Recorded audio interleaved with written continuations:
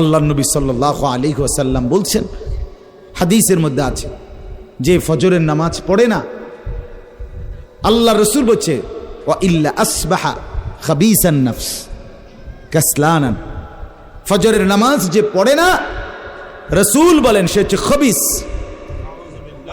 খবিস, এটা খবিস তুই বেটা। এই তোমরা যারা ফজরের নামাজ পড়ো না, খবিস তুই বেটা, খবিস।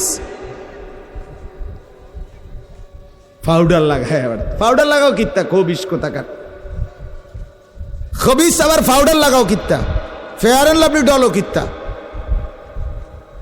কথা বলেন না কেন? তুই কিত্তা পাউডার লাগাও, পাউডার লাগাইলে বুঝি সুন্দর হয়। বেড়িয়ে দেখো না পাউডার লাগায়, এ বুড়িয়ে লাগায় ঘন্টা দুই এক পর, আবার এ বুড়িয়ে দুই এলায়, বুড়ি জানে এটা ধোকা, ঠিক কিনা বলেন না?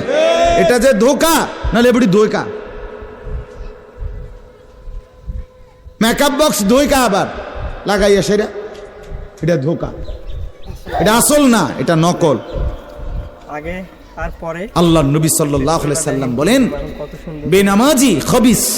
এরকম আমরা সবাই, আর নবীজি হাদিসে আছে, বাথরুমে ঢুকতে, পেশাব পায়খানায় ঢুকতে